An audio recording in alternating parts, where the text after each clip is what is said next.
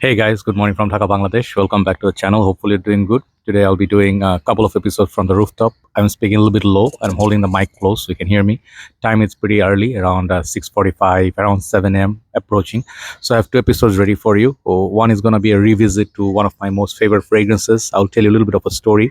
Hopefully, no one will interrupt the video in rooftop. Nowadays, you guys know I do not do, let's say, outdoor shoots because of too many people out there, and when there are people staring, and then Bangladesh is a bit difficult. If you've been here, then only like a small country have too many population, so there are people everywhere. Absolutely, people stare and then they interrupt, and they don't understand. There's video going on, they appear in the camera anyway. So I would like to revisit one of my older fragrances when I started my journey. I have a special story with it. So today we'll be talking about one of my favorite fragrances, Dolce&Gabbana Purom. Okay, this is the vintage Italy formulation, and I do have other two formulation which is made in France and made in UK versions. So I'll tell you a story why this is such a great fragrance, and reformulations, different versions, if there are any differences I notice. Okay, there are a little bit differences on each version. So Dolce & Gabbana, first of all, I discovered this house by using Dolce & Gabbana the one. Okay, obviously my journey started not so long ago. Like the OG reviewers started their journey like 2003, maybe 4, around that time, right? And I started my journey on 2015 officially. Before that, I was using fragrances, but I was not a collector or a reviewer. 2015 or 16ish, I started my channel properly, and I started collecting. So this fragrance I saw in the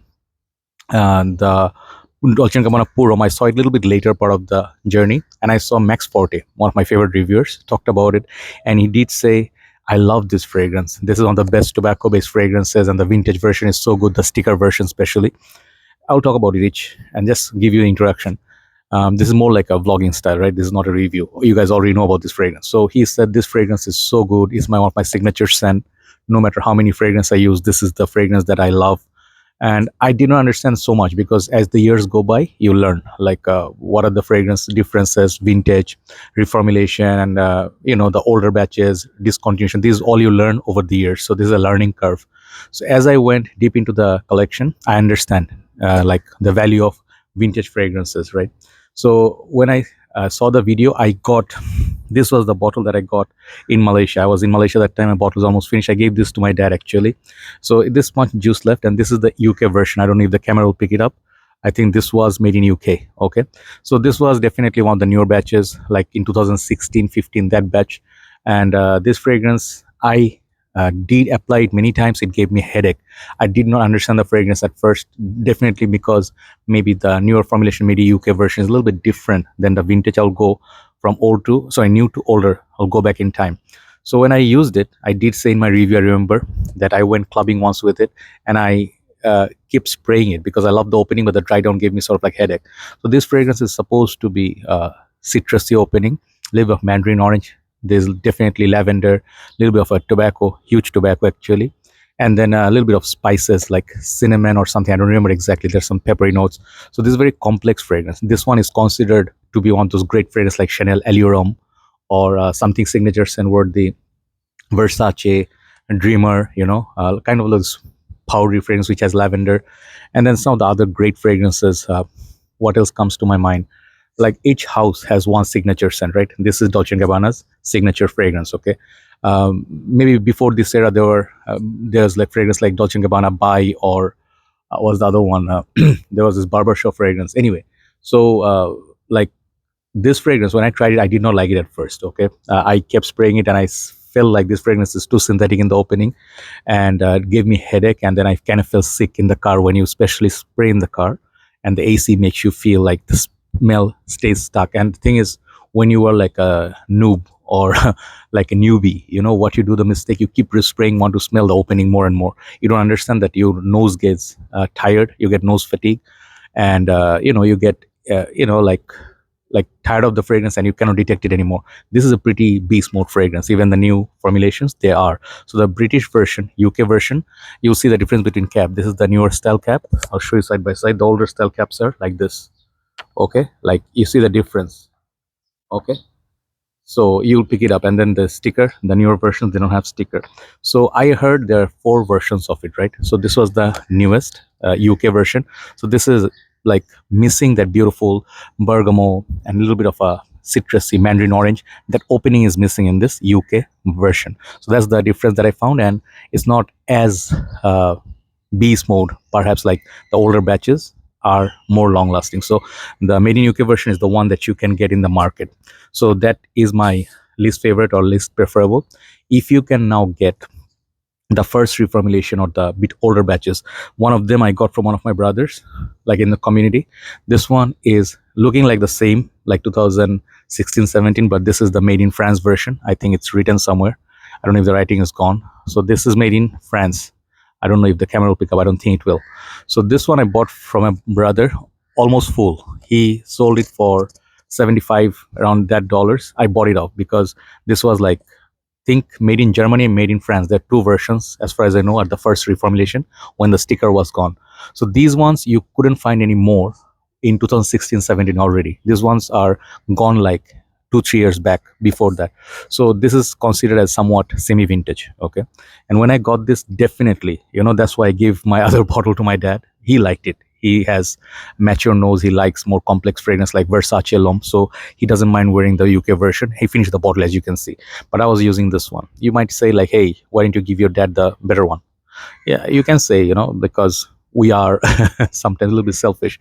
But then again, maybe I'll give it to him now that I have the vintage. So this definitely is better, man. This is definitely better than the UK version. And this is less synthetic. Of course, fragrance are synthetic, but this smells more quality. This smells like more citruses up there. And yeah, definitely, this is a little bit less, like this is like thinner version of the Italy version. Okay, I'll compare it with the Italy version. So you still get this beautiful citruses, but they don't stay as much as the vintage. Okay, and it doesn't have that honey. Okay, this fragrance is known for honey. So this one is missing that honey and that thickness of the vintage, which is citrusy. It is smoother than the UK version, and this fragrance is pretty long lasting. I really like this. This one gives me like 8 hours, 10 hours plus. So there's another fragrance which was out after this called Dolce&Gabbana Puro Intenso. Okay, that one I sold. I don't know why. That one had more pepper. The tobacco is more pronounced in that. It's darker take on this. This you could say Sicilian Day, official fragrance, like made in Italy. Like you were wearing this in Italy. It's Italian style cologne. So the made in France and Germany version, if I ever tried, I could tell, but France is very smooth, very long lasting, definitely lasts longer than the UK version, and it's less synthetic, less headache inducing, more balanced, right? So the France is still great. You can say semi-vintage and worth it. If you can find it $150 to $200, it's worth spending.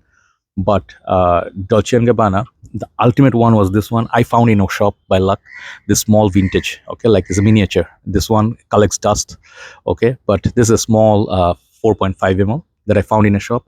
When I saw this sticker, I thought like, let's see it, And then I think this is made in Italy. I'll show you how I found it, made in Italy. And I did dab it. This is a dab sample, like an official. I hope I don't drop it. This is my precious. Okay, I've been using this since I got this for like 2 years or so. I did a review based on this. Okay, so this was my vintage. This is all I had. So to us fragrance heads, this is why we do content, we're creating to show. This one is not a new fragrance to review. People know already about this, but I just used to dab once in a while just to smell the beauty of the original Italy version. So let me show you the full bottle. Is this one. This one is even the smaller 75 ml. I cherish this. This one is worth $300-400 in the current market. If you go to US, UK, people are willing to spend that much to get the vintage, because this is so rare. So what is so special about the sticker version? I'm sorry, the sticker is missing. The person I bought it from, I bought this much exact partial. One of the funny story, one of the members in the group said she's willing to sell it and she just wanted to get rid of it. Okay, she put a very good price, got lucky, but she wanted to get rid of it because it's her ex-boyfriend's bottle. And this is how miraculous way things work. I really look at the color of the juice. Okay, let me show you side by side the difference between the two.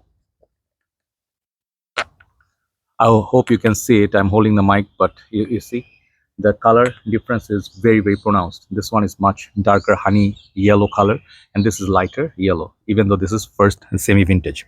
So the juice of the color of the juice doesn't matter. This fragrance is special in many ways. So this is made in Italy, doesn't come with a box. Okay, you can see made in Italy. And There were, I think, 125 ml and 200 ml bigger bottles. Usually that's the bottle size and the miniature. This stuff, when you can, man, there's a mosquito. Okay, I hope you don't get bit. Okay. Anyway, so I hope, uh, man, I'm a bit scared because there is dengue in Bangladesh. Anyway, so I was saying this fragrance is special because you get everything that you want from the original formulation. This has all the notes, this has the potency, this has the honey, bergamot, citruses, mandarin, orange, the lavender, tobacco, all the rich stuff. When I smell this, man, look at the cap. Okay, you can see it's different than the other one, and even the atomizer is different. So I sprayed yesterday. Let me do one quick spray just for the video. And this one, I tell you, if you can find it, this is going to cost you a lot of money. I got lucky, doesn't mean everybody will. But if you see the sticker version, always be careful because there are fakes of this stuff in the market. I saw some sites in Pakistan, someone was selling it. The big bottle had the sticker somewhere in the middle. The sticker would be somewhere higher up, like here. Even the big bottle, it will be here somewhere. Okay, I'll put a picture, you'll see. So do not buy those. If the sticker is here, it will look like a vintage, but it's a fake. Okay, that's as far as I know. But I don't know if that one is the made in Germany version, perhaps not, but all the pictures I saw, the sticker is somewhere up here. Okay, somewhere like up here, not at the center or the middle or the center. So this thing is masculine. This thing is special. This is why the tribute. And I like to say gratitude to Max Forte. Some of the times we do not say enough thanks. And I would like to say, Max Forte, thank you so much for all the work that you have done over the years. And he has his own perfume line, I think, his own store. And he's a musician. I do pray for him. He has a wonderful family and he does speak multiple languages. So I've been following him for a very long time. This is his signature scent. And I'll tell you one thing, even if you get the newer version, just give it a try. You never know what works for you. If you're looking for a little bit mature fragrance, this is it. And if you want like a darker take, go for the Intenso one. So that's the tribute.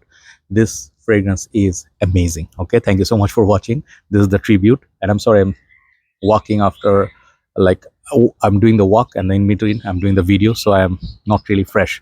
So here everything is messy, right? So let's do one more video, then we'll upload it today. Take care, have a nice day. Bye bye.